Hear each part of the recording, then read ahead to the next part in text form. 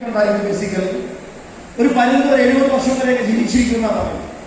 പക്ഷെ അതിൻ്റെ ഒരു 30-35 വർഷമൊക്കെ ആകുമ്പോൾ അത് വലിയൊരു പെയിൻഫുൾ ആയിട്ടുള്ള സിറ്റുവേഷനിലൂടെ കടന്നുപോയി.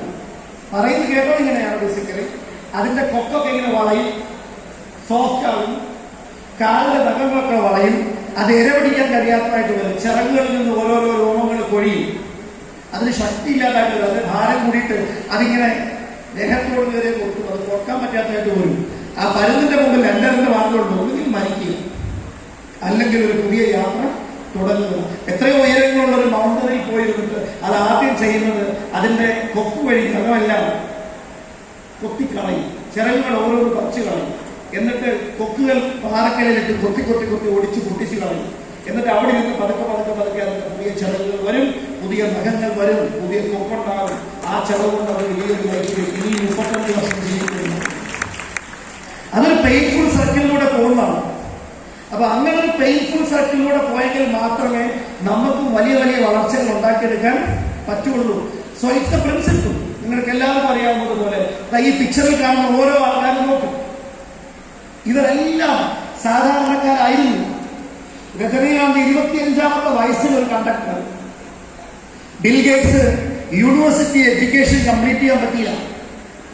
ലോകത്തെ ഏറ്റവും പ്രശസ്തനായ അബ്രഹാം ലിങ്കൺ, ഞാൻ താമസിക്കുന്ന അമേരിക്കയില് ദ ലാൻഡ് ഓഫ് ലിങ്കൺ എന്നറിയപ്പെടുന്ന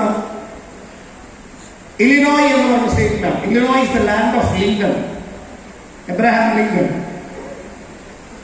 ലിങ്കൺ ചെരുപ്പ് കുത്തുന്ന പണി പോലും, ചെരുപ്പ് തയ്ക്കുന്ന പണി പോലും ചെയ്തിട്ടുണ്ട്, നമുക്കറിയാവുന്നതാണ്.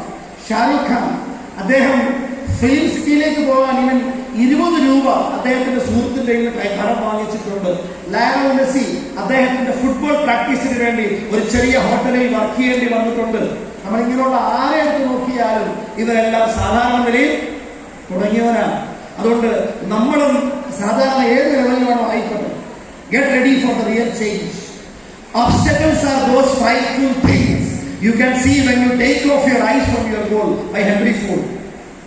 ലക്ഷ്യങ്ങൾ മുമ്പിൽ ഇല്ലാതിരിക്കുമ്പോൾ കാണുന്നതാണ് തടസ്സങ്ങൾ. ലക്ഷ്യങ്ങൾ മുമ്പിൽ ശക്തമായിരുന്നാൽ ഒരു തടസ്സവും മുമ്പിൽ വരില്ല. കാണുന്നതൊക്കെ അവസരങ്ങളായി മാറും. That is the change. So selection of an opportunity is very very very very important. ഞാനിവിടെ പറയുന്ന ഒരു സ്റ്റഡീസ് ആണ്. നിങ്ങളത് കറക്റ്റായിട്ട് നോക്കുക. We have to analyze it is a suitable opportunity to fulfill our dreams. How we can earn big money. എങ്ങനെയാണ് നമുക്ക് കൂടുതൽ പണം സമ്പാദിക്കാൻ കഴിയുക? എന്തുകൊണ്ടാണ് direct selling is the great business opportunity? ഈ പറയുന്ന ചെറിയ ചെറിയ കാരണങ്ങൾ. ഒന്ന്, ഏത്